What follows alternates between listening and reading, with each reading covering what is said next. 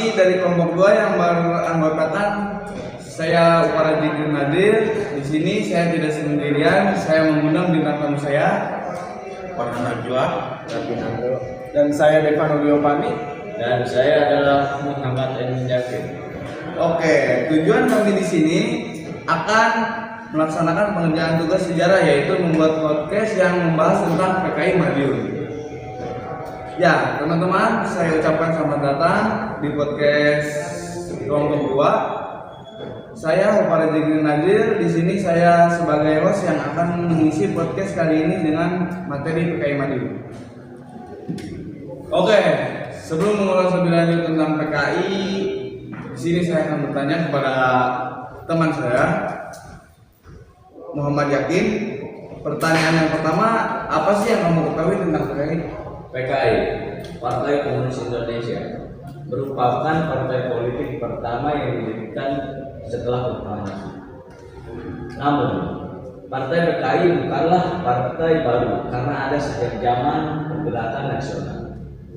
Oke. Pertanyaan selanjutnya ya, masih kepada Yakin. Kapan, di mana, dan apa tujuan PKI melakukan pemberontakan di Madiun? Dari apa yang saya telah pelajari, peristiwa PKI tersebut terjadi pada tahun 1928 yang bertempatkan di Madiun, Jawa Timur. Peristiwa pemberontakan ini bertujuan untuk menggulingkan pemerintah Republik Indonesia dan untuk mengganti landasan negara. Oke, jadi tujuan pemberontakan PKI Madiun tadi sudah dijelaskan oleh Yakin ya. Selanjutnya, saya akan bertanya kepada teman saya yang lain yang bernama Farhan.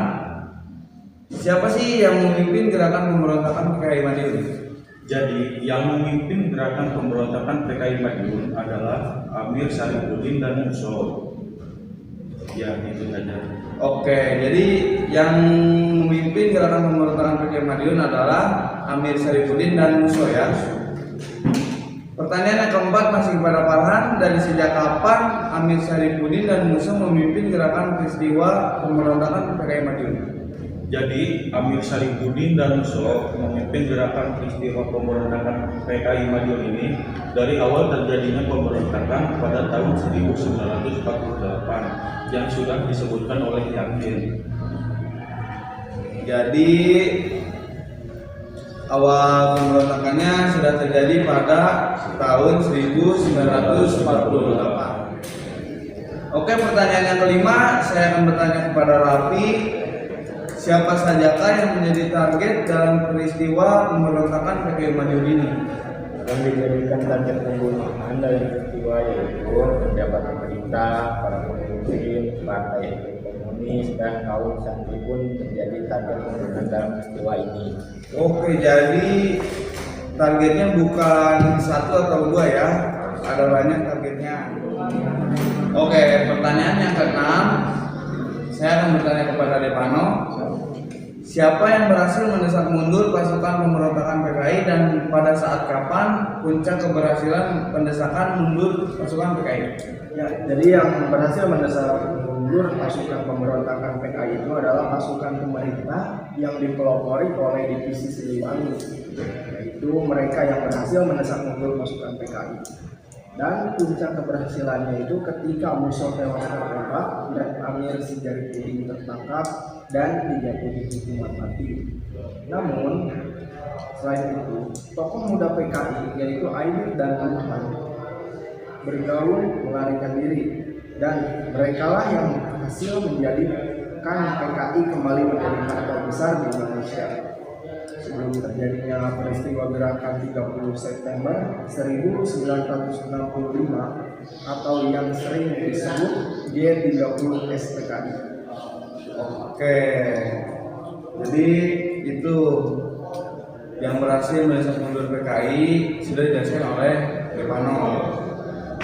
Jadi kesimpulan pada materi podcast kali ini, dinyatakan ribuan orang tewas dan ditangkap oleh pemerintah akibat peristiwa pemberontakan PKI di Madiun.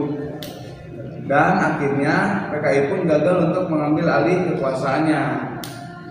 Oke, mungkin cukup sampai di sini saja podcast kali ini, dan saya ucapkan terima kasih kepada teman-teman narasumber yang sudah melakukan kuasaannya.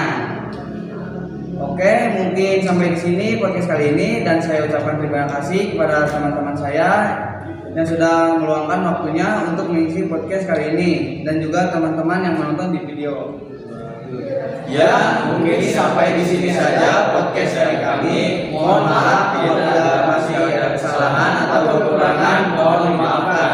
Wassalamualaikum warahmatullahi wabarakatuh. Jangan lupa like, komen, dan subscribe channel uparagaming.com. Siap. Oke. Guys. Alhamdulillah.